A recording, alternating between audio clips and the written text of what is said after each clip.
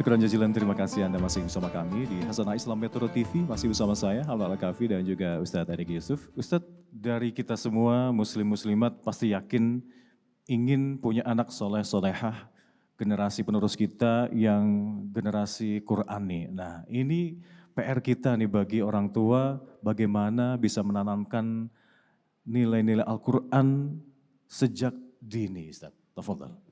Ya, ada istilahnya ya, ta'adabu tsumma ta'lamu. Jadi yang namanya adab itu harus didahulukan, dia mendahului ilmu. Nah, jadi usia dini ini anak-anak kita ya diajak untuk ikut kemudian taklim wa taklum gitu ya. Berinteraksi dengan Al-Quran, melihat ayah ibunya. Nah ini penting, melihat ayah ibunya membaca Quran itu penting sekali. Jadi ketika misalnya ayahnya atau ibunya tahajud gitu, anak bangun di sepertiga malam, dia melihat ibunya atau dia melihat ayahnya sedang tahajud, ini penting sekali. Karena dia akan masuk ke dalam subconsciousness atau yang namanya alam bawah sadar. Ya, subconsciousness itu akan kemudian muncul ketika dibutuhkan oleh anak. Nah karenanya kenapa dari usia dini adab-adab anak ini harus dituntun kepada adab-adab yang Qur'ani. Ya kan? Kan tidak bisa kemudian anak kita itu dia jelaskan bahwa ini artinya ini, kan enggak. Tetapi adab Qur'ani inilah yang kemudian harus kemudian dikenalkan kepada anak-anak kita. Salah satunya apa? Anak-anak itu diajak sholat. Betul nggak? Padahal dia pasti sambil main-main gitu ya. Coba lihat riwayatnya Hasan dan Husain ya, itu juga ketika bermain dengan ketika Rasul sholat ya, Rasulullah SAW sholat, apa yang kemudian dilakukan? Mereka itu naik ke punggung Rasul. Akhirnya digendong sama Rasul, ingat gak? Nah tetapi ketika mereka kecil itu, mereka itu tahu bahwa Rasulullah itu sholat. Nah jadi kalau anak-anak ini tahu bahwa ibunya, ayahnya sholat, ibunya, ayahnya baca Quran, itu akan masuk ke dalam alam bawah sadar itu, subconsciousness itu. Nah karenanya saya pernah satu hari, saya sedang menghafal ya murojaah satu surat gitu. Berulang-ulang sampai anak saya tiba-tiba tidak diajarin hafal. Hafal tiba-tiba, panjang begini dia hafal. Kenapa? Karena sudah setiap hari juga ikut saya untuk kemudian mendengar ayat-ayat tersebut. Nah karenanya tadi bagaimana supaya anak-anak kita itu dekat dengan Quran, tentu bagaimana kita harus membersamai mereka. Kitalah yang harus menjadi teladan. Ini ada ya, kalau boleh dipanjangin sedikit begini. Ada satu anak yang datang sama saya, Ustadz saya ini disuruh jadi hafizoh sama orang tua saya, sama ibu saya. Ya bagus, saya bilang alhamdulillah kan. Iya Ustadz, tetapi ibu saya juga baca suratnya cuma 3 kul aja katanya gitu. Jadi artinya ada sedikit si anak ini merasa kenapa kok saya yang harus hafal 30 juz sementara uminya cuma hafal 3 kul aja gitu ya. Nah karenanya saya minta uminya ini untuk membersamai. Sok ibunya juga ikut ngapalin. Aduh saya mah udah tua susah, nggak apa-apa. Apalin aja yang mudah-mudah. Nah ketika si ibunya ikut ngapalin dan pura-pura setornya sama anaknya gitu ya. Anaknya kemudian ayo bisa nggak? Itu anaknya jadi semangat. Nah karena apa? Dibersamai. Nah, kerjasama inilah ya saling mensupport, saling kemudian memberikan yang namanya semangat ini penting sekali. Makanya anak-anak kita jangan kemudian sudahlah anak kita mah udah di pesantren kan kita mah sudah saja gitu. Atau kata ada ayah yang bilang begini, ayah kenapa ayah nggak pernah tahajud? Iya jangan kayak ayah lah. Gimana coba?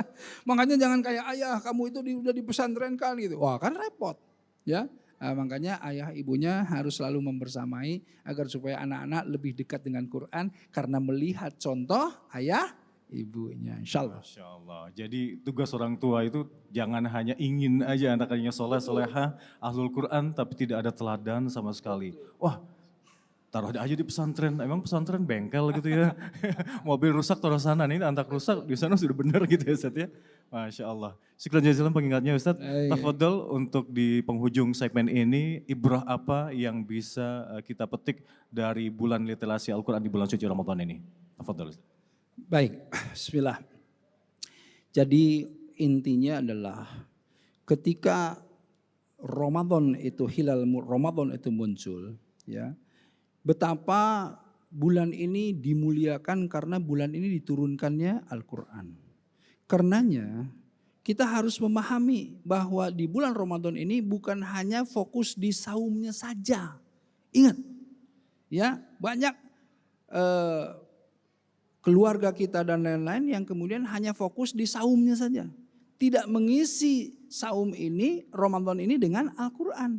Padahal ya ini menjadi begitu penting bulan ini karena turunnya Al-Quran yang akan menyelamatkan kita dari kehidupan ini.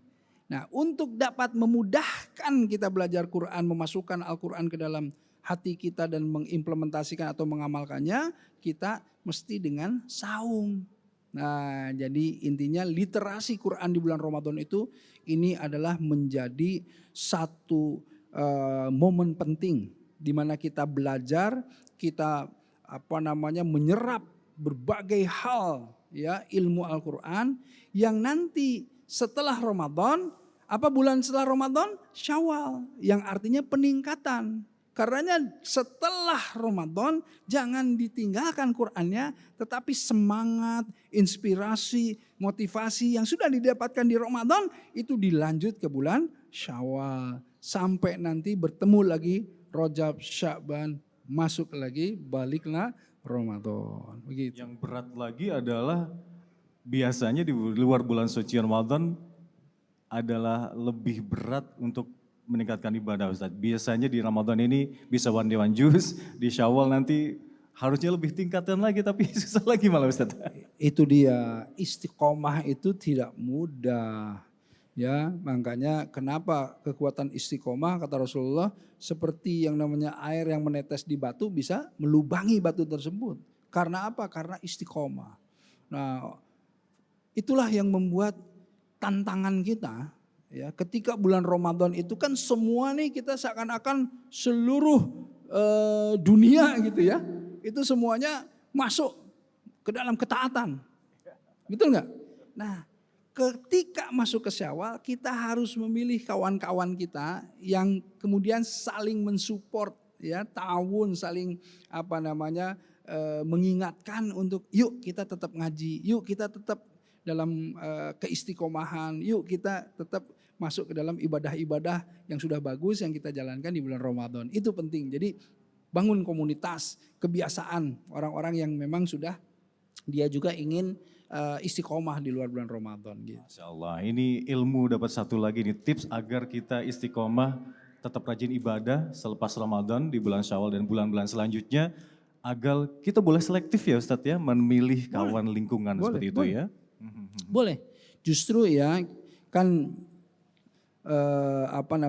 sahabat itu mir'atu akhihi gitu ya. Jadi cermin untuk dirinya sendiri. Jadi kalau dia punya sahabat-sahabat yang cinta Quran, ya dia juga akan masuk ke dalam kecintaan kepada Quran gitu. Ya makanya ayo cari sahabat-sahabat yang bisa memotivasi kita, memberikan semangat pada kita dan kita juga menyemangati mereka untuk kemudian terus berinteraksi, jangan lepas dari Al-Quran. Masya Allah, syukur jazilan pengingatnya Ustadz. Jadi ibu-ibu tetap pertahankan nih circle pengajian jamaahnya ini ya, jangan ditinggal nih. Sebelah-sebelahnya ini sudah circle yang bagus, lingkungan yang bagus. Insya Allah bisa membawa kita selalu dalam kebaikan dan di jalan Allah Subhanahu wa Ta'ala. Demikian pemirsa, insya Allah semoga bermanfaat untuk kita semua dan menambah iman dan takwa kita kepada Allah Subhanahu wa Ta'ala. Semoga bermanfaat. Allahu minkum, Allahumma wafiq ila aqwamit thariq. Wassalamualaikum warahmatullahi wabarakatuh.